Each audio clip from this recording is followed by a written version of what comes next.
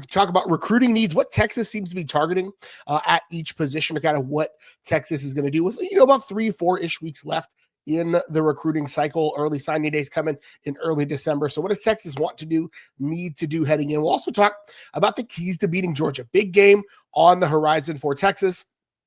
Going to between the hedges for the first time. So we'll talk about what that is. So we'll close the show out there. We may have a special guest on later. We'll see how that works out. But we're going to start today. What does Texas do with just 3 weeks left until early signing period? So the early signing period starts in December, and the Texas Longhorns have been very active, pushing for commitments, pushing for players that maybe are committed in other places. You see players that are committed to Georgia and Florida with their coaching situation, or LSU and Florida with their coaching situations open, and a coach not even in the process of being hired yet. Texas has been leaning on some players that are looking elsewhere with the uncertainty around the coaching situation. And it seems like, Texas seems to be targeting, specific spots and specific key places. One of the spots we're seeing Texas lean in pretty significantly is on the offensive line and in the trenches on both sides, really. You see Texas is targeting committed offensive linemen, committed defensive linemen, committed edges, and some committed linebackers as well, really trying to push to get some of those elite skill players that maybe they were, finished second for in the race earlier in the season or early in the offseason, pushing a bit for those guys to get back in the boat or have a spot for them. Texas has some NIL funds probably that are freed up by some other folks going other places. So being able to reassess, readdress those things again, there's big offensive linemen from LSU that are big defensive linemen, two of them that Texas was targeting that for LSU. One of them flipped already, but there's another one on the board. He's also right in the backyard of LSU. So that's a little iffy, but Texas also looking at offensive linemen out of Florida. Texas also targeting wide receivers there as well. Edges. This class is still going to be shaping up. But I always think back to Steve Sarkisian's initial recruiting class. When I talk about recruiting, and I think about like where Texas is at right now, I'll always think back to that first recruiting cycle under Steve Sarkisian. In a press conference, somebody asked him, hey, people are concerned about the numbers in the offensive line class. And Steve Sarkisian said, hey, the guys that we're targeting are not deciding yet. And lo and behold, Texas had guys like DJ Campbell in that class. Texas had guys like Kelvin Banks in that class. And so, this is what it's going to be like recruiting in the big boys, in the big leagues, in the SEC, where Texas is at right now. Texas is considered and has always been considered for most of its time. Most of my time watching Texas, been watching Texas for 30 years or 25 years now at this point. But they've always been one of the big dogs in recruiting. And now, with the SEC, with NIL, with those things flattening the playing field, if you're not in for long, protracted, drawn-out recruiting processes, we may not be cut out for modern recruiting and what that looks like currently. Matthew's back with us, and we're going to add him. And well, that was weird. Very weird. You're back, though. Yeah. You were talking about modern recruiting. Were you talking about possibly I'm guessing the use of the transfer portal instead of actually going all in on high school?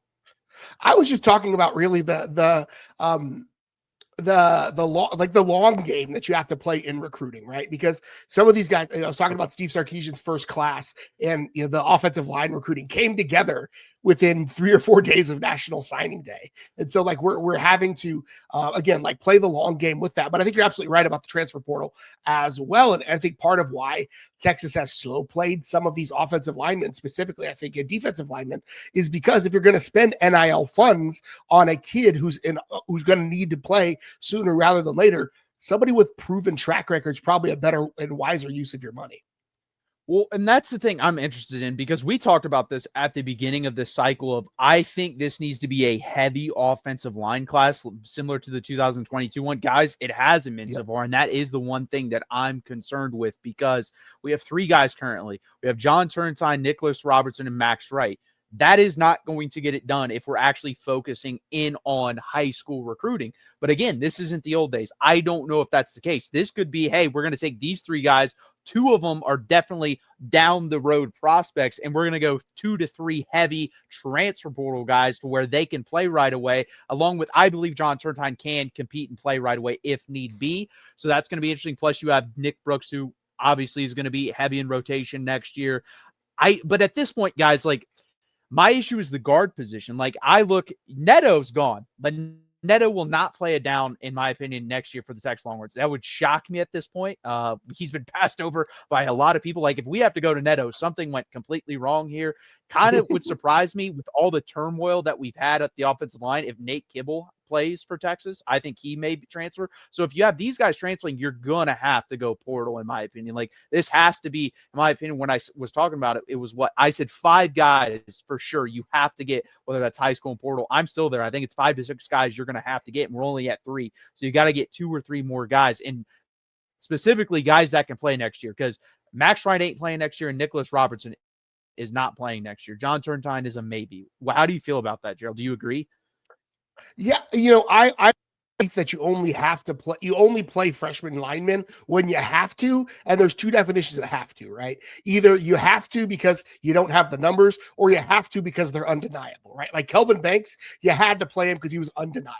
Right? You had to get that guy on the field. But if you don't have to play a freshman offensive lineman, I would prefer that they not. And again, that goes back to, do they go a little bit more portal heavy? Does Kyle Flood go against the trend that we've seen a lot of these, let's just say, like, older guard offensive line coaches? You saw it in Oklahoma. Bill Bedenbaugh was another guy who's one of these elite offensive line coaches and is hesitant to embrace the portal offensive line. And part of the issue with that, like, you got to talk out of both sides of your mouth, because most schools that Texas would be wanting to poach offensive linemen from, they're going to be able, you're not going to let your offensive linemen leave in the portal if you really and truly want them, or really and truly can afford them. So, like, you have to be able to play both sides of the game with that. But ultimately, like, this is, Texas can't go into the season next year with this group plus a couple of freshmen and expect to get better and capitalize on probably what's Arch Manning's last year and a lot of these skill players last year. No, that's very true. Are there any other recruiting needs that you see in this class? Is there anything specifically that you see that I'm not seeing? Yeah, I think Texas probably wants to get another defensive, like an interior defensive lineman in this class. They just, whether it was a processing, and again, if you don't know the terminology, if this kid didn't necessarily have a spot in the class anymore, or if it was grades, I'm not sure. But Texas just lost an interior defensive lineman in that class, so they probably want to replace him. There are a couple of 5-star guys that they've been targeting for that. I also wouldn't be shocked to see if Texas tries to pick up another linebacker, maybe a developmental linebacker, just to continue the depth in that room. You don't need a ton of them, but always having the next man up, somebody you can develop. Ty Anthony Smith is a guy who's probably got another 2 years under his belt, so who's going to be the next guy behind him? Anthony Hill is absolutely vapors at the end of the year. So you've got to make sure you bolster that room as well. As far as like high school recruiting, if this was 5 years ago, Texas probably targets another cornerback and another wide receiver. But I wonder if Texas goes the portal route with those guys and gets like a one to 1.5 year rental for those positions. So that's a curiosity I have as well. Yeah, I think quarterback, it's going to seem probably be something like Matthew Caldwell. That'd be my guess. Bring in, backup for next year, because I don't think Trey Owens, I think he's probably gone, because I think KJ Lacey has basically passed him up at this point. So you're going to have Diabell, KJ Lacey, and then Arch Manning. So you might bring in another guy, for a 1 year gap, because do you want KJ Lacey to come in if Arch Manning gets hurt? I don't know. That will be answered over the offseason, or Diabell at that point, because I think Diabell's highly talented and definitely could pass up KJ Lacey. We'll have to see about that. Dylan Berryman, obviously, you guys know, opted out. He's not going to be at Texas, most likely. There's very few scenarios in which I see, or you see anyone that decommits and then commits again to that school. That's very rare, does not happen at all.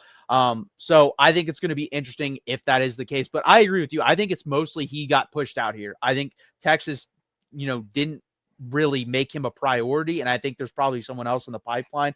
LSU, we've seen that they've sent out a bunch of offers to those guys over there. We'll see if that comes down the pipeline. And then linebacker is definitely one, because Anthony Hill's gone. I like Leon Lafau and Ty Anthony Smith, but no offense to them, I have yet to see any of those guys, pop off at my TV screen and say, yeah, that's the replacement for Anthony Hill. So whether that is in the portal and you get a guy as 1 year, because I do think Tyler Atkinson can be that guy, and I'm confident he's going to stick with Texas. But do you really want Tyler Atkinson to play the Anthony Hill role his freshman year? I personally don't. I kind of want to use him how we used Anthony Hill when you had the guys in front of him who were veterans of, hey, you go get the quarterback, you go run around, cause havoc. Yep, You don't want 100%. that guy to play a specific role on that defense, in my opinion. So, or a specific important role, I should say, of, hey, listen, you're going to lead this defense out there every Saturday. That's not going to be him his freshman year. Sophomore year, I think he's that talented he can be, but I don't want that as freshman year. So if I'd be perfectly fine jumping in the portal and getting a 1 year rental, a stud from somewhere else to, hey, you got 1 year at Texas, go out and lead this defense. I'm fine with that. And go get paid, right? And I think, when you talk about, the LSU kids, there were a couple of, like I think of Lamar Brown, I think is a kid's name, who Texas was in the mix for him late, but ultimately he decided to stay in his backyard and go to LSU. So I wonder, Texas is obviously probably kicking that door. There's a Ryan Anderson or Rodney Anderson, another defensive tackle that's committed. Gerville is committed to Florida. It's like there are elite defensive tackles that Texas is targeting there. So I think they probably grab another one of those from the high school ranks. But ultimately, there is part of how you have, especially going into next year, right? Like, I think next year has to be the year for Steve Sarkisian. Like, this is the year that he's building towards and been building towards. This is, this is going to be presumably Arch Manning's last year in Austin. Maybe, likely he's probably not going to stay for next year. But again, he's played the entire process differently than anybody's expected. So he might be here for 2 years. But you have to treat this offseason like this is Arch Manning's last go around in Austin. And this is the year you've been building to. So, like, what are the guys that you need to get immediate impact players for? And unfortunately, some of that means that there's less room in the class for high school players. There's less room in the class for those up and coming guys, because you need to get a stud wide receiver or a build around offensive lineman. Again, there are guys from Texas, from the state of Texas, that are on the Florida and LSU starting offensive lines right now that I would love for Texas to drop a bag on and get them into Austin for the next couple of years.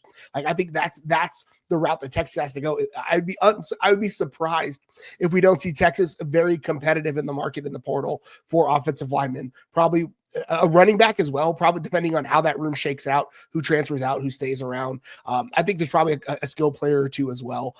So you got to play the game both ways, because, recruiting is not just high school anymore. It's looking at who's available.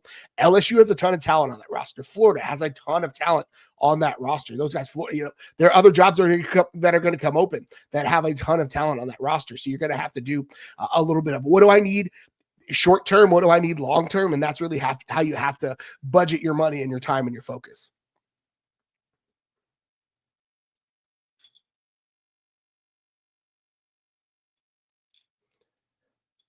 Matthew, still with us? Yeah, I'm still here. Yeah, I think it's going to be interesting, because I agree. I think it's offensive lineman for sure. And then after that, I think it's running back and linebacker, and then secondary as well as with the linebacker, because we've seen with the secondary, like, if it's when Jelani McDonald goes out, what they look like, when Malik Muhammad goes out, what they look like, with Manny Muhammad, when he goes out, what they look like, all that. When those guys go out, there's issues with that secondary. And yeah, Michael Taft going out. So, like, Taft is gone. Jelani McDonald, I think at this point, is probably gone, but I think there's enough money in Austin where they could probably pull him back. Obviously, Malik Muhammad's gone. So you're going to have to replace at least two of those guys. And you have to go heavy hitters back there, because there's really no one I've seen on the roster that I trust. And again, at Texas, to me, there should be no ifs or ands about it. Like, they should be able to roll out and have really good heavy hitters at every position. If you want to have one or two weak positions as a backup, fine. But at starters, you should run out, first, second, third, fourth NFL draft picks every time in Austin with the NIL that we have. So that's what I expect. I think actually wide receiver, I'm fine if we don't hit the portal that hard.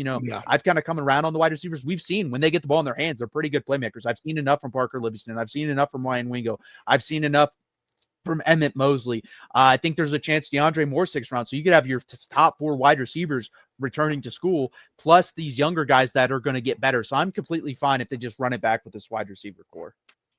Maybe a tight end now that you're saying that, because I don't know what I'm not impressed with the tight ends on campus currently. So, and I don't know what the next group is. So there are going to be some spots that I think Texas has to prioritize, short-term fixes. And that's part, you've got to get okay. I'm an old person, right? I am old. I am pushing 40. I graduated in the early 2000s from Texas, right? And you've got to get okay with arranged marriages sometimes. And that's still kind of a dirty word in college football. It's still this guy's kind of a mercenary, and that's okay. Like, that's part of the game now. Just because they're getting paid to be there doesn't mean that they don't want to win, because most of these guys know that if they go to a place like Texas and they're a contributor to winning, then they're going to get a bigger payday down the line. And so they're as bought in as every other guy in a lot of ways, because ultimately they know that being bought into this team is a way to get to where you want to go. No, that's 100% true. And the thing is, I think you can have mercenaries. You can't have a whole team full of them, because we see how that works. Like, there's too much variability with those teams. Yes, I was literally just about to say that. You see the highs of that with Florida State when they're 13-0. And heck, if Jordan Travis doesn't get hurt, that team could definitely win the national championship. And then you see the lows of that of 2-10. And then you see it this year as well, where it's kind of probably going to hit the middle ground of 6-6, 7-5. So you see the whole roller coaster ride. And that is the transfer portal. If you're going to say I'm all transfer portal, you're going to get that roller coaster, where if you go 80% high school recruiting, 85% high school recruiting, and then fill the rest of your roster 10 to 15% of it with guys that are coming in for the paycheck, you can win football that way. That's how you see the Ohio States winning. That's how you see the Alabamas winning. That's how you see the Texas winning. That's how you see the Georgia winning. You also can't go the opposite way, where you just go pure high school recruiting. That's how you get Clemson. So I think Texas has, found that middle ground, and we might have to go, 5% extra portal, because you missed on some of the high school recruiting this year.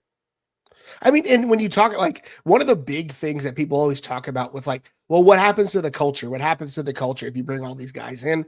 And you have to think, if you said 15% or 10% of a roster being portal guys, that's 9 dudes. If your culture is not strong enough to withstand the impact of 9 dudes, then you have to get something, like, there's something else going on, right? Because in every locker room, this is Texas folklore, but every locker room has a guy like DeMarco Cobbs who's willing to fist fight somebody for the culture. And so if you don't have those guys, then bringing a bunch of portal guys in is not the right move. But I guarantee you, Texas has those kind of guys in the locker room. No, I agree. And I think you've seen that this year with the culture, because this team could have quit, in multiple games this year and basically ended the season. They didn't. Expected them to. Yeah, and those are culture wins. So I'm not really concerned about the culture at this point. I don't think we have a card of house culture wise, where it just tumbles with a little, puff. Yeah. So I'm not really that worried about it. And let's move over to this real quick. And again, guys, please hit that like button. Please subscribe.